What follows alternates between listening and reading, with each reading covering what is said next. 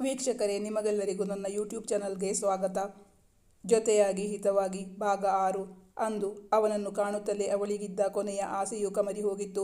ಹಿಂದಿನ ಘಟನೆ ನೆನಪಾಗಿ ಅವಳ ಮುಖ ಬೆಳೆಚಿಕೊಂಡಿತು. ತಾನು ಅವರೊಂದಿಗೆ ಸರಿಯಾಗಿ ಜಗಳ ಕಾದಿದ್ದಳು. ಸ್ವಾಮಿ ದೇವರೇ, ಆ ವ್ಯಕ್ತಿಗೆ ತನ್ನ ಮುಖ ನೆನಪಾಗದಿರಲಿ. ಅವನು ನೋ ಎಂದಲ್ಲಿ ತಾನು PUCಯಲ್ಲಿ ಮ್ಯಾಥ್ಸ್ನಲ್ಲಿ ಒಳ್ಳೆಯ ಅಂಕದೊಂದಿಗೆ ಪಾಸಾಗಲು ಸಾಧ್ಯವೇ ಇಲ್ಲ ಎಂದೆನಿಸಿದ ಕ್ಷಣವಾಗಿತ್ತು ಶಿಶಿರಾಗೆ. ಅಲ್ಲಿ ನೆರೆದಿದ್ದವರು ನಿಮ್ಮ ಅಪ್ಪನ ಹತ್ರನೋ ಅಥವಾ ಅಮ್ಮನ ಹತ್ರನೋ ಡ್ರಾಪ್ ಕೇಳಬೇಕಾಗಿತ್ತು ಎಂದು ಮಧ್ಯವಯಸ್ಕರೊಬ್ಬರು ಹೇಳಿದಾಗ ಅವಳು ಸಿಂಪತಿ ಗಿಟ್ಟಿಸುವ ಉದ್ದೇಶದಿಂದ ಕಾಲು ನೋವಿನ ನೆಪ ಹೇಳಿ ಜೋರಾಗಿ ಅಳುತ್ತಿದ್ದಳು. ಅಲ್ಲಿ ಇದ್ದವರ ಸಿಂಪತಿ ಗಿಟ್ಟಿಸುವುದು ಅವಳ ಮುಖ್ಯ ಉದ್ದೇಶವಾಗಿತ್ತು. ಸರಿಯಾಗಿ ಹೇಳಿದ್ರಿ ಸರ್, ಪೇರೆಂಟ್ಸ್ಗೆ ಬೆಳಗಿನ ನಿದ್ದೆ ಹಾಳಾಗುತ್ತೆ, ಇಡೀ ದಿನ ಆಫೀಸಲ್ಲಿ ಕೆಲಸ ಮಾಡೋಕ್ಕಾಗಲ್ಲ ಅನ್ನೋ ಕಾರಣಕ್ಕೆ ಮಕ್ಕಳ ಕೈಗೆ 2 ವೀಲರ್ ಕೊಟ್ಟು ಬಿಡ್ತಾರೆ. ಅದಕ್ಕೆ ಸರಿಯಾಗಿ ಈ ಮಕ್ಕಳಿಗೆ 2 ವೀಲರ್ ಓಡಿಸೋಕೆ ಬರಲ್ಲ, ಲೈಸೆನ್ಸ್ ಕೂಡ ಇರಲ್ಲ, ಮತ್ತೆ ಈ ಎಲೆಕ್ಟ್ರಿಕ್ ವೆಹಿಕಲ್ಗಳಿಗೆ ಲೈಸೆನ್ಸ್ ಕೂಡ ಬೇಡ ಅಲ್ವಾ. ತಮ್ಮ ಕೈಗೆ ಗಾಡಿ ಸಿಕ್ಕಾಗ ಬೆಳಗ್ಗೆ ಲೇಟಾಗಿ ಎದ್ದು ಸಮಯಕ್ಕೆ ಸರಿಯಾಗಿ ಟ್ಯೂಷನ್ ಸೆಂಟರ್ಗೆ ತಲುಪೋಕ್ಕಾಗಲ್ಲ ಅಂತ ಫಾಸ್ಟಾಗಿ ಗಾಡಿ ಓಡಿಸ್ತಾರೆ. ಬ್ರೇಕ್ ಹಾಕೋಕೆ ಗೊತ್ತಾಗದೆ ಈ ರೀತಿ ಆಗುತ್ತೆ. ಶ್ರೇಯಾಂಕ್ ವಿವರಿಸಿ ಹೇಳಿದಾಗ ತಾನು ಮಾಡಿದ್ದನ್ನು ಎಷ್ಟು ಕರೆಕ್ಟಾಗಿ ಹೇಳುತ್ತಿದ್ದಾನೆ ಎನಿಸಿತು ಆ ಹುಡುಗಿಗೆ. ಆದರೂ ಸೋಲು ಒಪ್ಪಿಕೊಳ್ಳಲು ತಯಾರಿರಲಿಲ್ಲ. ಅಲ್ಲಿದ್ದ ಹಿರಿಯರೊಬ್ಬರು ಹೇಳಿದರು, ಇಬ್ಬರಿಗೂ ಕ್ಲಾಸ್ಗೆ ಲೇಟ್ ಆಗುತ್ತೆ ಅನ್ಸುತ್ತೆ, ಇಬ್ಬರು ನಂಬರ್ ಎಕ್ಸ್ಚೇಂಜ್ ಮಾಡ್ಕೊಳ್ಳಿ. ನಿಂಗೆ ಎದ್ದು ನಡೆಯೋಕ್ಕಾಗುತ್ತಾ ಅಮ್ಮ? ಇಲ್ಲಾಂದರೆ ಇವತ್ತು ನೀನು ಟ್ಯೂಷನ್ಗೆ ಹೋಗಬೇಡ, ಇವತ್ತು ಒಂದು ದಿನ ರಜಾ ಹಾಕು, ನಿಮ್ಮ ತಂದೆಗೆ ಕಾಲ್ ಮಾಡು ಎಂದು ಅವರು ಅವಳಿಗೆ ಸಲಹೆ ನೀಡಿದರು. ವಿಜಯ್ ಅವರು ಶ್ರೇಯಾಂಕ್ನೊಂದಿಗೆ ಫೋನ್ನಲ್ಲಿ ಮಾತಾಡಿದ್ದರು. ಮಗಳದೇ ತಪ್ಪಾದ್ದರಿಂದ ಅವನಿಗಾದ ನಷ್ಟವನ್ನು ತಾವೇ ಭರಿಸುವುದಾಗಿ ಅವನ ಫೋನ್ ನಂಬರ್ ಕೇಳಿ ಪಡೆದುಕೊಂಡಿದ್ದರು. ಅವಳ ಮನೆಯಿಂದ ಸುಮಾರು 1.5 ಕಿಲೋಮೀಟರುಗಳಷ್ಟು ದೂರ ಬಂದಿದ್ದಳಷ್ಟೇ. ಅವಳ ತಂದೆಗೆ ಕಾಲ್ ಮಾಡಿ ಹೇಳಿದ ಬಳಿಕ 5 ನಿಮಿಷಕ್ಕೆ ಅವರು ಬಂದಿದ್ದರು. ಕಾಲು ನೋವಿನ ನೆಪದಿಂದಾಗಿ 1 ವಾರ ಅವಳು ಕೋಚಿಂಗ್ ಸೆಂಟರ್ಗೆ ಹೋಗಿರಲಿಲ್ಲ. ಮನೆಯಲ್ಲಿ ತಂದೆ ತಾಯಿಯಿಂದ ಸಹಸ್ರನಾಮಾರ್ಚನೆ ಆಗಿತ್ತು. ಅಂದು ಅವಳು ತಾಯಿಯ ಬಳಿ ಬೆಳಗ್ಗೆ ಡ್ರಾಪ್ ಮಾಡಲು ಹೇಳಿದ್ದರು. ಆದರೆ ಅವರಿಗೆ ಬೆಳಗ್ಗೆ ಬೇಗ ಎದ್ದರೆ ಆಗುತ್ತಿರಲಿಲ್ಲ. ನಿನ್ನ ಏಜ್ನ ಎಲ್ಲ ಮಕ್ಕಳು 2 ವೀಲರ್ ತಗೊಂಡು ಅವರೇ ಓಡಾಡ್ತಾರೆ, ನಿಂಗೇನು ಕಷ್ಟ? ಇವತ್ತು ಕೆಲಸದವಳು ಬೇರೆ ಬರಲ್ಲ ಅಂತ ಹೇಳಿದಾಳೆ. ಮನೆ ಕೆಲಸ, ಆಫೀಸ್ ಕೆಲಸ ಎಲ್ಲ ಮಾಡೋದ್ರಲ್ಲಿ ನಾನು ಸುಸ್ತಾಗ್ಬಿಟ್ಟಿರ್ತೀನಿ. ಇನ್ನು ಬೆಳಗ್ಗೆ ನಿನ್ನ ಎಬ್ಬಿಸೋಕೆ ಅರ್ಧ ಗಂಟೆ ವ್ಯಯ ಆಗುತ್ತೆ. ನಿನ್ನ ಡ್ರಾಪ್ ಮಾಡೋದು ಅಂದರೆ ನನ್ನ ಕೈಯಲ್ಲಿ ಆಗಲ್ಲ, ನಿನ್ನ ಡ್ಯಾಡಿ ಹತ್ರನೇ ಹೇಳು ಎಂದು ಹೇಳಿಬಿಟ್ಟಿದ್ದರು ವಿಮಲಾ. ತಂದೆಯು ಅದೇ ಮಾತು ಹೇಳಿದಾಗ ಗತ್ಯಂತರವಿಲ್ಲದೆ ಅವಳೇ 2 ವೀಲರ್ ಓಡಿಸಿಕೊಂಡು ಹೊರಟಿದ್ದಳು. ಈಗ ಅವಳದೇ ತಪ್ಪು ಎನ್ನುವಂತೆ ಇಬ್ಬರು ಬೈಯುತ್ತಿದ್ದರು. ನಿನ್ನಿಂದಾಗಿ ನಾವು ಸೋಂಬೇರಿಗಳು ಅನ್ನೋ ಮಾತು ಕೇಳಬೇಕಾಯಿತು. ನಿಜ ಹೇಳಬೇಕೆಂದರೆ ಶಿಶಿರಾಗೆ ಕೋಚಿಂಗ್ಗೆ ಹೋಗುವ ಮನಸ್ಸೇ ಇರಲಿಲ್ಲ. ಅಲ್ಲಿ ಬರುತ್ತಿದ್ದ ವಿದ್ಯಾರ್ಥಿಗಳೆಲ್ಲ ತುಂಬ ಬುದ್ಧಿವಂತರು, ಬಹಳ ಬೇಗನೆ ಕಲಿತುಕೊಳ್ಳುತ್ತಿದ್ದರು. ವಾರ ವಾರ ಅವರು ಮಾಡುತ್ತಿದ್ದ ಟೆಸ್ಟ್, ಹೋಮ್ವರ್ಕ್ ಇದೆಲ್ಲ ಅವಳಿಗೆ ತಲೆನೋವಾಗಿ ಪರಿಣಮಿಸುತ್ತಿತ್ತು. ಅಂದು ವೈದ್ಯರ ಬಳಿ ಅವಳ ತಂದೆ ಕರೆದೊಯ್ದಿದ್ದರು. ಕಾಲಿಗೆ ಹೇರ್ಲೈನ್ ಫ್ರ್ಯಾಕ್ಚರ್ ಆಗಿದೆ ಎಂದು ಹೇಳಿದ್ದರು. ವೈದ್ಯರು ಅವಳ ಕಾಲಿಗೆ ಔಷಧೋಪಚಾರ ಮಾಡಿ ಅಂದು ಮನೆಗೆ ಕಳುಹಿಸಿದ್ದರು. ಮತ್ತೆ 1 ವಾರ ಅವಳು ಕಾಲೇಜ್ಗಾಗಲಿ ಕೋಚಿಂಗ್ ಸೆಂಟರ್ಗಾಗಲಿ ಹೋಗಿರಲೇ ಇಲ್ಲ. ತಾನಂದು ಮಾಡಿದ ತಪ್ಪಿಗಾಗಿ ಎಲ್ಲರ ಕೈಯಿಂದಲೂ ಉಗಿಸಿಕೊಂಡಿದ್ದಳು. ಥೂ, ಆ ಮನುಷ್ಯ ಅದೇ ಟೈಮ್ಗೆ ಸರಿಯಾಗಿ ಬರಬೇಕಾಗಿತ್ತ? ಅವನಿಗೆ ಸ್ವಲ್ಪ ಬೇಗ ಎದ್ದು ಹೊರಟ್ರೆ ಏನಾಗ್ತಿತ್ತು? ದಾಡಿ ಬೇಕು ಬೇಕು ಅಂತಾನೆ ಗಾಡಿ ಸ್ಲೋ ಮಾಡಿ ನನ್ನ ಕೈಯಲ್ಲಿ ಗುದ್ದಿಸ್ಕೊಂಡು ಈಗ ಅನುಭವಿಸುವ ಹಾಗಾಯ್ತಲ್ಲ, ಕಾಲು ಬೇರೆ ನೋಯ್ತಾ ಇದೆ ಎಂದು ಮನಸ್ಸಲ್ಲೇ ಅವನಿಗೆ ಹಿಡಿಶಾಪ ಹಾಕಿದ್ದಳು ಶಿಶಿರ.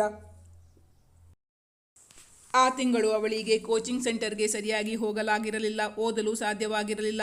ಆ ತಿಂಗಳ ಕೊನೆಯಲ್ಲಿ ಕೋಚಿಂಗ್ ಸೆಂಟರ್ನಿಂದ ಅವಳ ಪರ್ಫಾರ್ಮೆನ್ಸ್ ತಿಳಿಸುವ ಉದ್ದೇಶದಿಂದ ವಿಜಯ್ ಅವರನ್ನು ಕರೆಸಿದ್ದರು. ಅವರು ಮಾಡಿದ ಟೆಸ್ಟುಗಳಲ್ಲಿ ಅವಳಿಗೆ ತೀರಾ ಕಡಿಮೆ ಅಂಕಗಳು ಬಂದಿದ್ದರಿಂದ ವಿಜಯ್ ಅವರಿಗೆ ಇನ್ನಿಲ್ಲದ ಅವಮಾನವಾಗಿತ್ತು. ಅಷ್ಟೊಂದು ದುಡ್ಡು ಸುರಿದು ನಿನ್ನ ಕೋಚಿಂಗ್ ಕ್ಲಾಸ್ಗೆ ಸೇರಿಸಿದರೆ ನೀನು ಅಲ್ಲಿ ಹೋಗಿ ಕಲಿತೀಯೋ ಅಥವಾ ನಿದ್ದೆ ಮಾಡ್ತೀಯೋ? ಎಲ್ಲ ಸಬ್ಜೆಕ್ಟ್ಗಳಲ್ಲೂ ಕಡಿಮೆ ಅಂಕಗಳು, ಮ್ಯಾಥ್ಸ್ನಲ್ಲಿ ಮಾತ್ರ 1 ಅಂಕಿ ಮಾರ್ಕು ಬಂದಿದೆ. ನಿಮ್ಮ ಮ್ಯಾಥ್ಸ್ ಟೀಚರ್ ನೀನು ಹೀಗೆ ಓದ್ತಾ ಇದ್ರೆ ಪಾಸಾಗೋದೇ ಕಷ್ಟ ಅಂತ ಹೇಳಿಬಿಟ್ರು. ಇಂತಹ ಮಕ್ಕಳಿಂದಾನೇ ನಮ್ಮ ಕೋಚಿಂಗ್ ಸೆಂಟರ್ಗೆ ಕೆಟ್ಟ ಹೆಸರು ಬರುತ್ತೆ, ಅವಮಾನ ಆಗುತ್ತೆ. ನಿಮ್ಮ ಮಗಳ ರಿಸಲ್ಟ್ ನೋಡಿ ಮುಂದಿನ ವರ್ಷ ನಮ್ಮ ಸೆಂಟರ್ಗೆ ಸೇರೋಕೆ ಮಕ್ಕಳು ಹಿಂದೆ ಮುಂದೆ ನೋಡ್ತಾರೆ ಎಂದವರು ಹೇಳಿದಾಗ ವಿಜಯ ಅವರಿಗೆ ಎಷ್ಟು ಅವಮಾನವಾಗಿತ್ತೆಂದರೆ ಭೂಮಿ ಬಾಯ್ಬಿಟ್ಟು ತನ್ನನ್ನು ನುಂಗಬಾರದೆ ಎಂದೆನಿಸಿದ ಕ್ಷಣವಾಗಿತ್ತದು. ನೀನು ಅವರು ಕೊಟ್ಟ ನೋಟ್ಸ್ ಸರಿಯಾಗಿ ಓದಲ್ವಂತೆ, ಹೋಮ್ವರ್ಕ್ ಯಾವಾಗಲೂ ಪೆಂಡಿಂಗ್ ಇರುತ್ತಂತೆ, ಕೊಟ್ಟ ಕೆಲಸ ಸರಿಯಾಗಿ ಮಾಡಲ್ವಂತೆ, ನಿಂಗೆ ಹೋಗಿ ಪಾಠ ಕೇಳೋಕ್ಕೂ ಅಷ್ಟು ಕಷ್ಟ ಆಗುತ್ತಾ?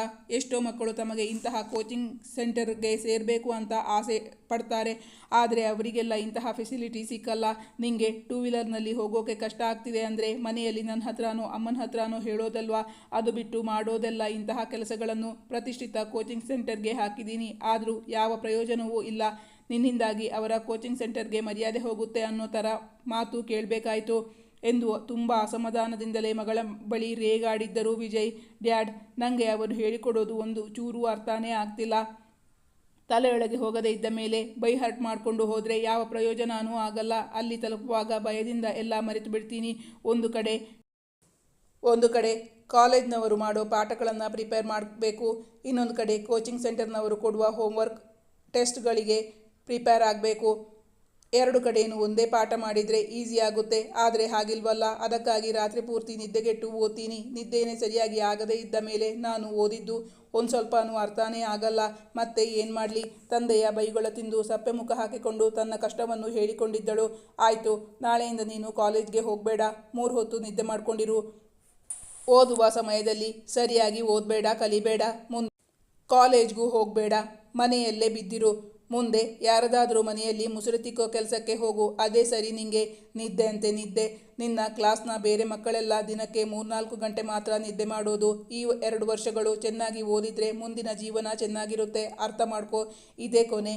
ಮುಂದಿನ ತಿಂಗಳು ಅಲ್ಲಿ PTA ಮೀಟಿಂಗ್ ಕರೆದ್ರೆ ನಾನಂತೂ ಹೋಗಲ್ಲ. ಇವತ್ತು ನಿನ್ನಿಂದಾಗಿ ಅವರಿಂದ ನನ್ನ ಮುಖಕ್ಕಾಗಿರೋ ಮಂಗಳಾರತಿನೇ ಸಾಕು. ಮರುದಿನ ಸಪ್ಪೆ ಮುಖ ಹಾಕಿಕೊಂಡೇ ಆಫೀಸ್ಗೆ ಹೋಗಿದ್ದರು ವಿಜಯ್. ಮಗಳಿಗೆ ವಿದ್ಯೆ ತಲೆಗೆ ಹತ್ತುತ್ತಿಲ್ಲ ಎಂದು ಅವರಿಗೆ ತುಂಬ ಆತಂಕವಾಗುತ್ತಿತ್ತು. ಎಂದು ಆಫೀಸ್ ಕೆಲಸಗಳಲ್ಲಿ ಮಿಸ್ಟೇಕ್ ಮಾಡದೇ ಇದ್ದ ವಿಜಯ್ ಅವರು ಇಂದು ಅನೇಕ ತಪ್ಪುಗಳನ್ನು ಮಾಡಿದ್ದರು. ಅದನ್ನು ಅರಿತ ಅವರಿಗೆ ಆತ್ಮೀಯರಾಗಿದ್ದ ಅವರ ಬಾಸ್ ವಿಜಯ್ ಅವರನ್ನು ಕರೆದು ಕಾರಣ ವಿಚಾರಿಸಿದಾಗ ಬೇಸರದಿಂದಲೇ ತಮ್ಮ ಮಗಳ ಕಾರಣವನ್ನು ಹೇಳಿದ್ದರು ವಿಜಯ್. ಅವರ ಮಾತುಗಳನ್ನೆಲ್ಲ ಕೇಳಿದ ಬಳಿಕ, ನೀವೇನು ಯೋಚನೆ ಮಾಡಬೇಡಿ. ಮ್ಯಾಥ್ಸ್ ಟ್ಯೂಷನ್ ಕೊಡೋ ಒಬ್ಬ ಯಂಗ್ ಟೀಚರ್ ನನಗೆ ಪರಿಚಯ ಇದ್ದಾರೆ. ನನ್ನ ಮಗ ನಿಮ್ಮ ಮಗಳಿಗಿಂತಲೂ ಕಡಿಮೆ ಅಂಕ ಪಡೀತಾ ಇದ್ದ. ಸೆಕೆಂಡ್ PUC ಬೋರ್ಡ್ ಎಕ್ಸಾಮ್ನಲ್ಲಿ ಮ್ಯಾಥ್ಸ್ನಲ್ಲಿ 99% ಸ್ಕೋರ್ ಮಾಡಿದ್ದಾನೆ. ಹೀ ಈಸ್ ವೆರಿ ನೈಸ್ ಗೈ. ನಾನು ಅವರ ಫೋನ್ ನಂಬರ್ ನಿಮಗೆ ಕೊಡ್ತೀನಿ, ಅಡ್ರೆಸ್ ಕೂಡ ಕೊಡ್ತೀನಿ. ಬೇಕಾದರೆ ನಿಮ್ಮ ಬಗ್ಗೆ ಹೇಳಿರ್ತೀನಿ. ಹೋಗಿ ನಾಳೆನೇ ಮೀಟ್ ಮಾಡಿ. ಬೋರ್ಡಲ್ಲಿ ಒಳ್ಳೆ ಮಾರ್ಕ್ಸ್ ಸ್ಕೋರ್ ಮಾಡಿದರೆ 50% CETಗೆ ಕೌಂಟ್ ಆಗುತ್ತಲ್ಲ. ಮಾತ್ರ ಅಲ್ಲ, ಅವರ ಹತ್ರ 1 ತಿಂಗಳು ಮ್ಯಾಥ್ಸ್ಗೆ CET ಕೋಚಿಂಗ್ ಕೂಡ ತಗೊಂಡ್ರೆ ತುಂಬ ಅನುಕೂಲ ಆಗುತ್ತೆ. ಒಂದು ಒಳ್ಳೆ ಕಾಲೇಜ್ನಲ್ಲಿ ಎಂಜಿನಿಯರಿಂಗ್ಗೆ ಸೀಟ್ ಸಿಗೋದಕ್ಕೆ ಏನೂ ಪ್ರಾಬ್ಲಮ್ ಆಗಲ್ಲ. ಎಕ್ಸಾಂಪಲ್ಗೆ ನನ್ನ ಮಗನೇ ಇದ್ದಾನಲ್ಲ, 2 ವರ್ಷ ಅವರ ಹತ್ರ ಪಾಠ ಹೇಳಿಸ್ಕೊಂಡು ಈ ವರ್ಷ ಮೊದಲ ವರ್ಷದ BE ಮಾಡ್ತಾ ಇದ್ದಾನೆ ಎಂದು ಹೇಳಿದವರು ಶ್ರೇಯಾಂಕ್ನ ಫೋನ್ ನಂಬರ್ ಮತ್ತು ಅವರ ಟ್ಯೂಷನ್ ಕ್ಲಾಸ್ನ ಅಡ್ರೆಸ್ ಕೊಟ್ಟಿದ್ದರು. ವಿಜಯ್ ಅವರು ಅಂದೇ ಸಂಜೆ ಹೋಗಿ ಮಾತಾಡಿಕೊಂಡು ಬಂದಿದ್ದರು. ಸರ್, ನೀವು ಬಂದು ಕೇಳೋದು ತುಂಬ ಲೇಟ್ ಆಯಿತು. ಈಗಾಗಲೇ ಸೀಟ್ ಫುಲ್ ಆಗಿದೆ.